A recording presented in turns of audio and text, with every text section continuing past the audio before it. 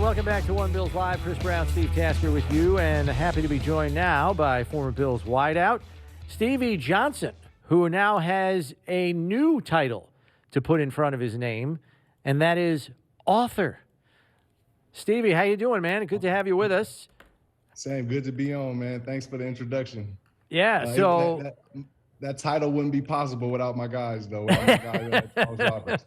Yeah, I know. It's a Roberts and Johnson production, I guess we will say.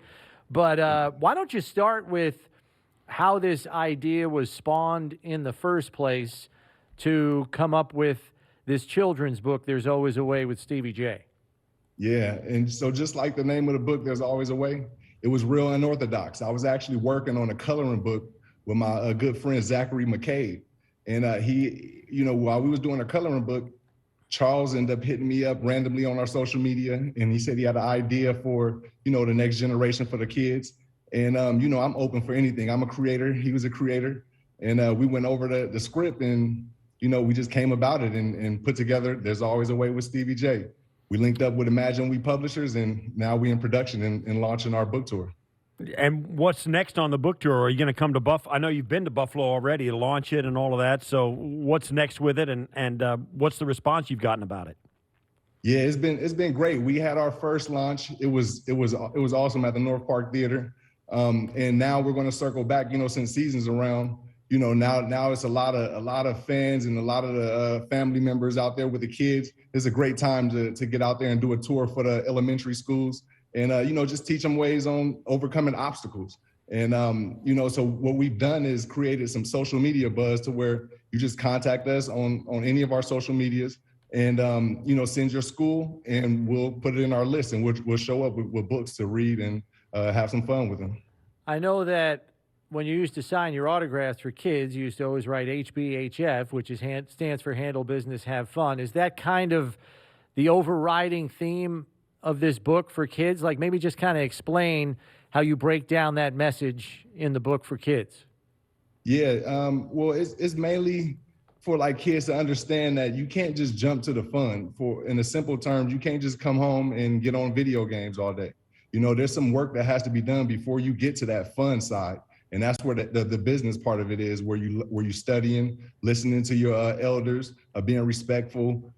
Even when you're going through phases in life where it may not be as good, which I have in there through my career. I've had ups and downs, and I've exposed that to where kids understand we all go through these emotions, and there's ways to get around it through community and being open.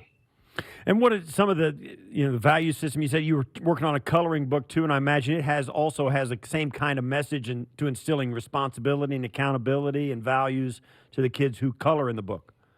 Yeah, so our coloring book is called Visions, and that's the illustrator of There's Always a Way with Stevie J is also the guy who I created the Visions coloring book with. And it was something pretty cool. He was open to creating, and the main thing on that one is I have a vision that I can be pretty much anything in the world. Anything you put your mind to, you can actually do that. You can be that, or you can create that.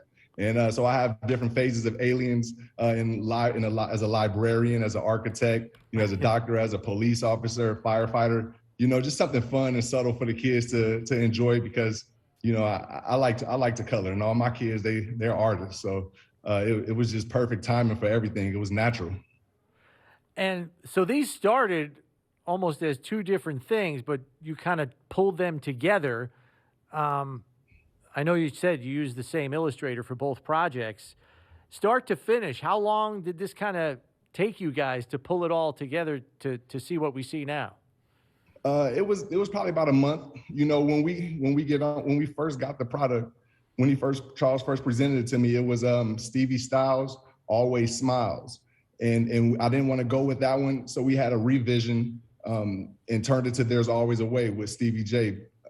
One reason, to just be simple, I didn't want to be corny or cheesy with, I always smile, because I don't always smile. That's a part of life. It's not always good. You know what I mean? So I wanted to switch it up and make something that's more optimistic.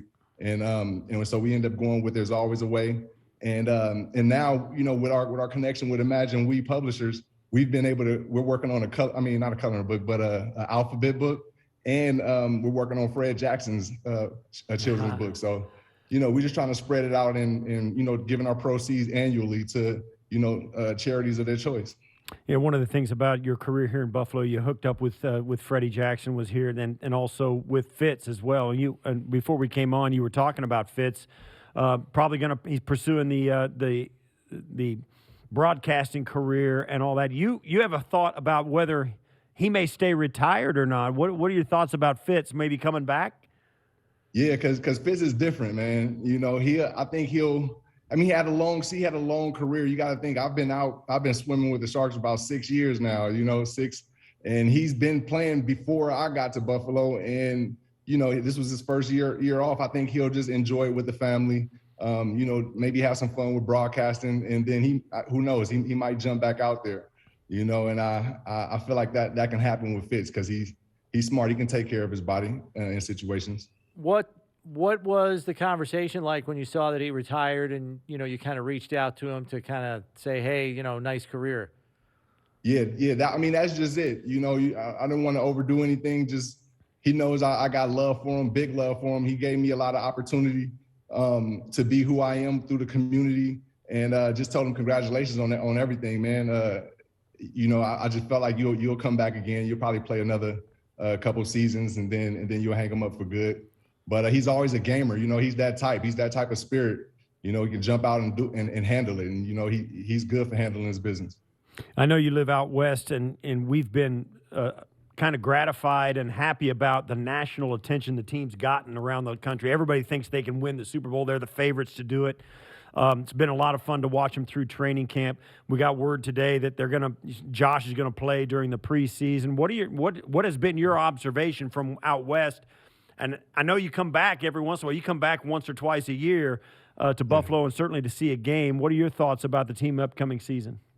To piggyback off of what you said, it's awesome seeing this red, white, and blue all over the place. From the West Coast, when I'm going through airports, going to training kids in different states, I'm seeing the Bills logo. So it's beautiful, and I can only imagine how it feels to be living in Buffalo right now. From an outside perspective, looking at the team, I'm in awe, really. I feel like that's why I wore this hat, like the puzzle pieces. Shout out my guy, We So Buffalo and Rich. But I feel like this team has all the pieces, and all it is out there and making it happen. We don't know what's going to happen each week. We don't know if we'll go to the Super Bowl. But when you look at it, it's like, okay, we have a solid unit pretty much in every room. And then you bring in playmakers, solidified playmakers. And so, it just seems like everything's there. All the pieces to the puzzle is there. But I'm just looking forward to seeing them having fun out there because I know it's going to be an awesome season. I know on draft weekend you were down there in Vegas to announce the Bills' second-round pick, and so you got to announce James Cook, who Bills fans are very excited about. I know you've already seen what his older brother Dalvin's done in this league. Did you see? I know you're an SEC guy. I know you're not rooting for Georgia, but did you see enough of what Cook did down there for the Bulldogs to kind of have a feel? So, yes, absolutely. When I seen we had James Cook, I was like surprised. Then we kept getting, the trades. We was trading back. Yeah. I don't know how it worked back there in the back. I don't know if we trade, will we be able to lose this player if somebody else get him, or if it's already a lock, But I was just hoping nobody else got him because we kept getting traded back. And I'm like, man, we just added James Cook to our offense. Like that's crazy. I seen this dude. Like, shout out to Kentucky. They know I'm Kentucky forever. But he was unstoppable. You know what I mean? He was like that X factor. And now you add him on a team full of X factors, that's kind of unfair. Like that's my Madden team right there officially with Cook back there.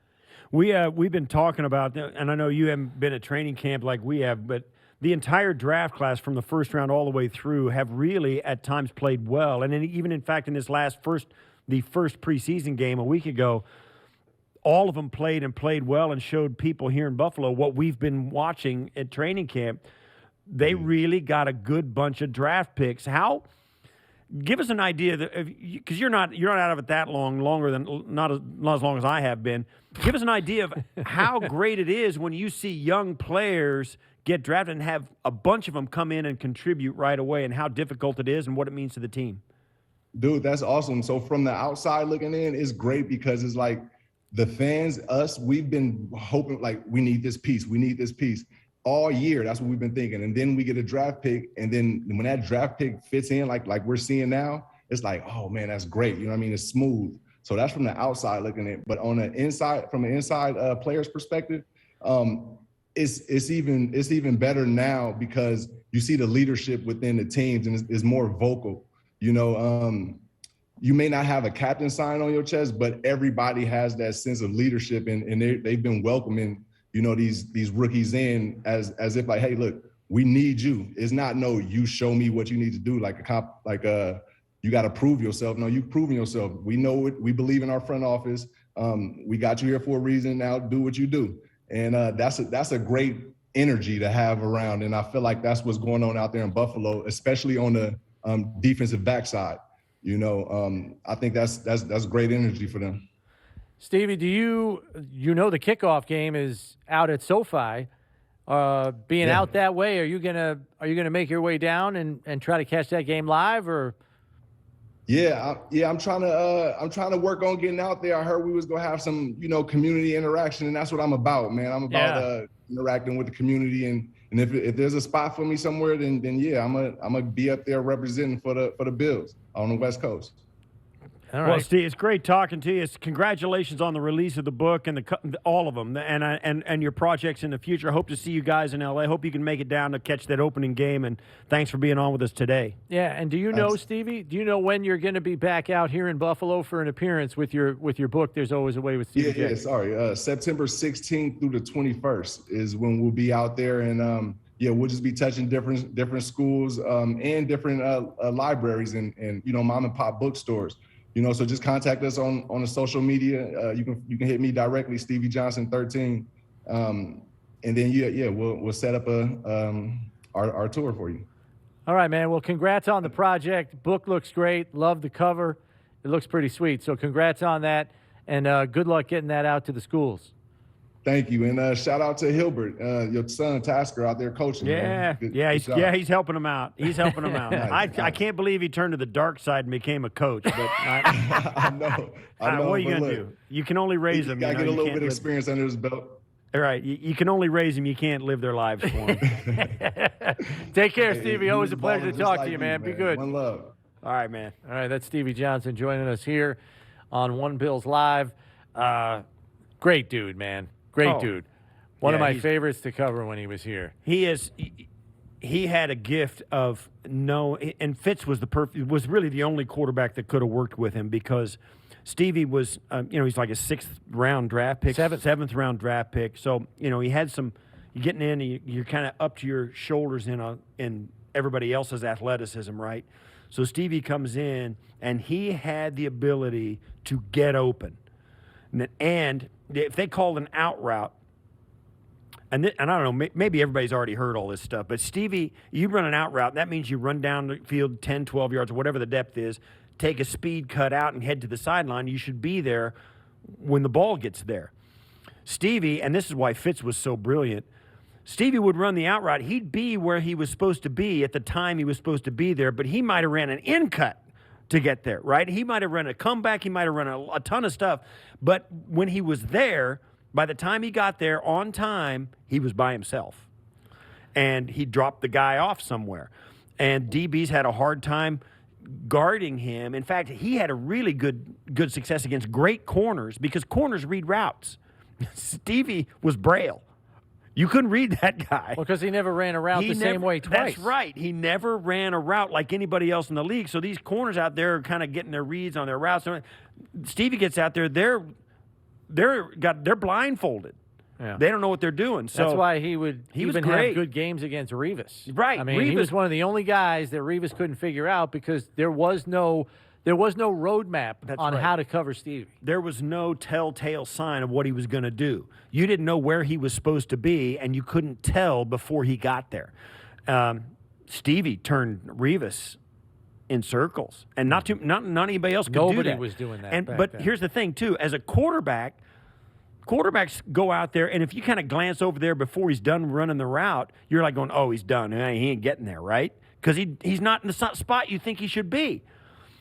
But Fitz would say, okay, he would see it on film and say, okay, I know he's going to get to where he's supposed to be. I shouldn't look at him before that because I'm not going to like what I see, right? Quarterbacks get scared off of throws because the guy's out there running in circles or doing jukes and all this stuff.